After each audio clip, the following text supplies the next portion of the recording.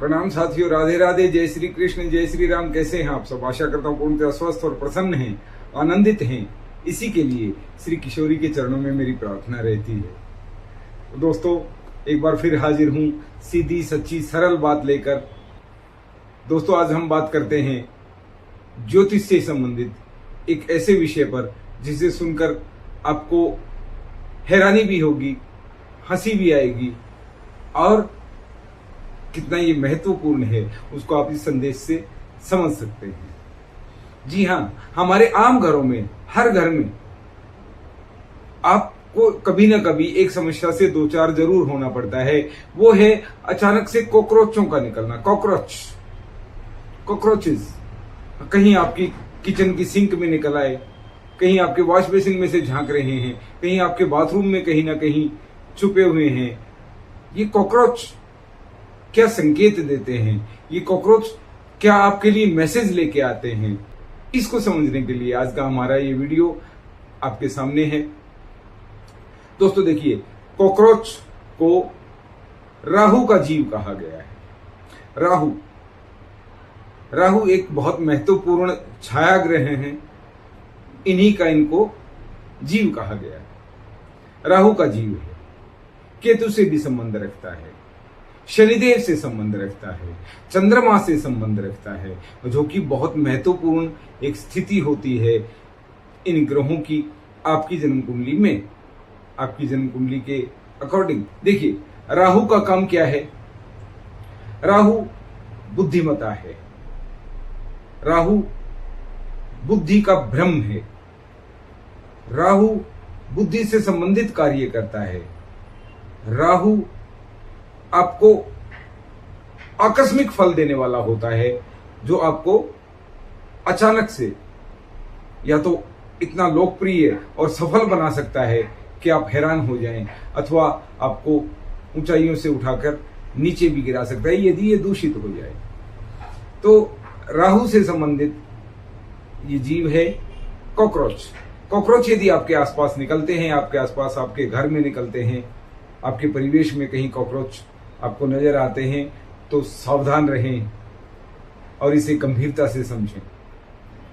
Cockroach क्या करता है? अंधेरे में रहना, चुपचाप रहना इसकी आदत है। ये अचानक से उत्पन्न होता है, अचानक से ही निकल आता है, और जब निकलता है तो बड़ी विकट परिस्थितियां पैदा कर देता है। औरतों की तो चीख निकल जाती है, अच्छों की चीख निकल जाती है कॉकरोच देखकर। हालांकि हमने कभी नहीं सुना कि कॉकरोच इतना घातक प्राणी है कि जिसके काटने से किसी की मृत्यु हो गई हो, अथवा कोई ऐसा प्राण घातक हमला कॉकरोच ने कर दिया हो। ऐसा कुछ नहीं होता, लेकिन कॉकरोच अपना महत्व रखता है। जब ये अपने विराट स्वरूप में सामने आता है, भैया ये तौबा करवा देता है ना।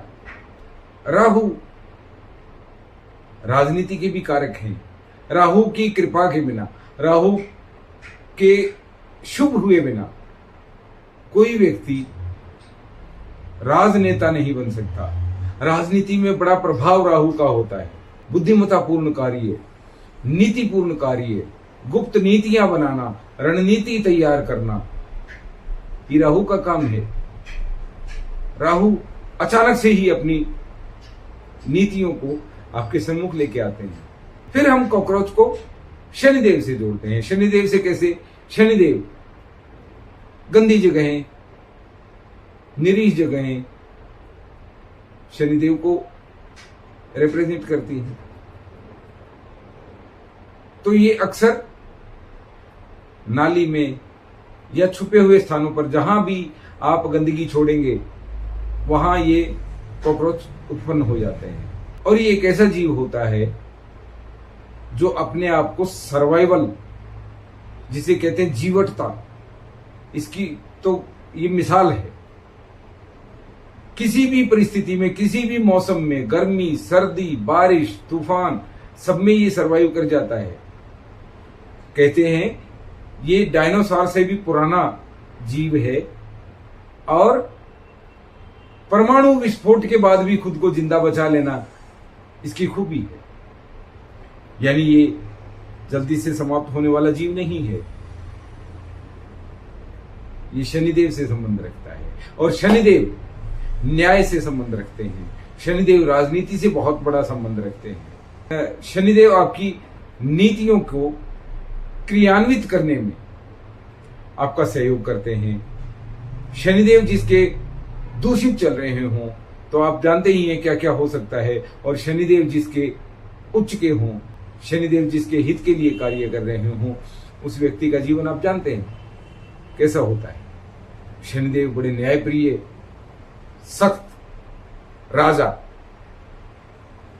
और यूनिवर्सल मजिस्ट्रेट, अपराध की सजा देने वाले शनिदेव हैं, तो शनिदेव का भी इनको सहयोग प्राप्त है। अब बात आती है चंद्रमा। चंद्रमा कहां से इसके बीच में आ गए? जी हां, चंद्र जब दूषित होंगे तभी कॉकरोच उत्पन्न होते हैं। चंद्र यानी जल, जल तत्व। जल जहां दूषित होगा, दूषित सामान जहां बिखरा होगा, वहां कॉकरोच उत्पन्न होंगे। सीलन में कॉकरोच उत्पन्न होते हैं, जूठन में कॉकरोच उत्पन्न होते हैं। जहां आप गंदगी फैलाएंगे, तो भैया ये कॉकरोच का स्वभाव है। कॉकरोच को इसीलिए राहु, शनि और चंद्रमा से जोड़ा गया है। यदि किसी घर में बार बार कॉकरोच नजर आने लगे तो सावधान हो जाना चाहिए।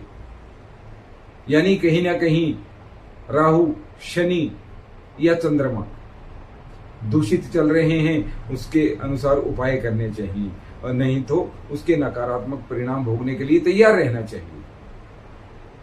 ऐसा ही ज्योतिष में वर्णित है।